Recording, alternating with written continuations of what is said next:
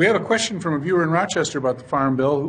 This viewer wants to know about, generally about price support programs. I think this viewer is opposed to price support programs in the agricultural context, but maybe we could talk a little bit about what component, what part of the Farm Bill price support programs are and how that works. You want to take a run at that?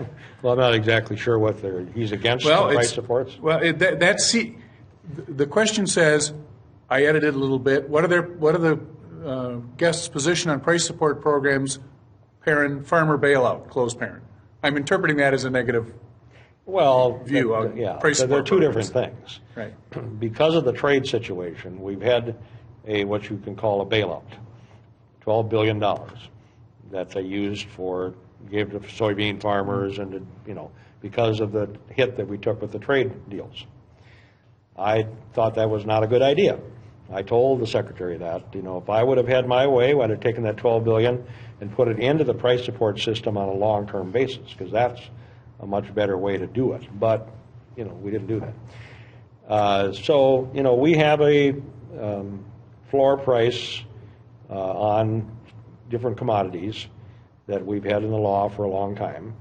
It's $3.40 for corn and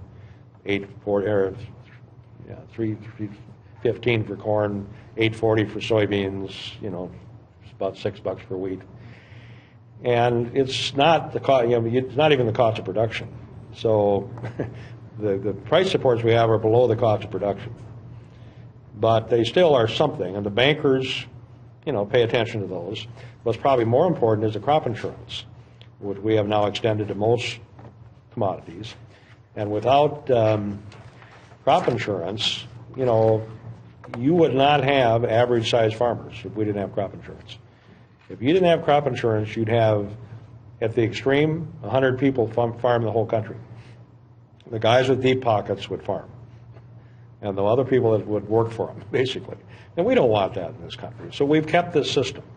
Now we just extended it with dairy. And we've been losing dairy farmers like crazy because they've been below the cost of production. And so we came up with a new system in this Farm Bill that for people that have 220 cows or less, you're basically, for a pretty reasonable premium, be able to buy margin coverage that'll keep you in business. Some people, may say they're against that, but if we don't do it, we're going to lose all those dairy farmers. We've already lost a whole bunch of them. So I just think, I understand people say, well, we should go free market. We did that in 1996 with Freedom to Farm. And we went for 2 years. We were going to phase out all price supports. And what ended up happening? We spent more money bailing out farmers than we ever spent in history because it didn't work. And in 1999, we spent 3 times as much as we saved to bail people out.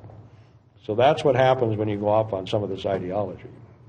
Farm Bill, price supports? I would say whoever the caller is needs to get out into farm country, needs to visit with some of these people that he says, or she, that are getting bailed out. Right now, these families are suffering all across this country. And I would say to anyone who wants to challenge the system as it exists right now, run for office.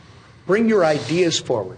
Stop complaining about someone else's situation. If you want to see a country that's in trouble, you see a country that has food insecurity, that their farmers are going out of business, the people that produce the food that they eat are no longer around. Collin's talking about you want just large, huge corporate farms and none of the little guys that are the fabric of our small communities and, quite frankly, drive our economy. There are fewer and fewer farm families, and there's bigger and bigger farms, by the way, with just the commodity prices are at an all-time low. You've got farmers now coming in, Barry, who have had great equity built up. And they're coming in and telling us they burned through all their equity because of the marketplace. And whoever thinks that price supports are, I would agree from an economic perspective, I hate them. But you know what? It assumes that everybody around the globe is going to play by the same rules, and they don't. The Canadians will play by their own rules. They've been subsidizing their milk for years and their cheese. The French are famous for this. The French are some of the most difficult to deal with because Look, you're not working that way. We do need to find, and I think Collin would agree with this, we need to think out of the box and think about the next generation and how we bring new farmers into the fold, how we get city kids to start looking at maybe moving out to the farm, how we allow farm families to transfer their farms so they can move into retirement, but maybe they don't transfer it to a family member. Maybe they transfer it to someone else, and they still are able to enjoy the fruits of their labor.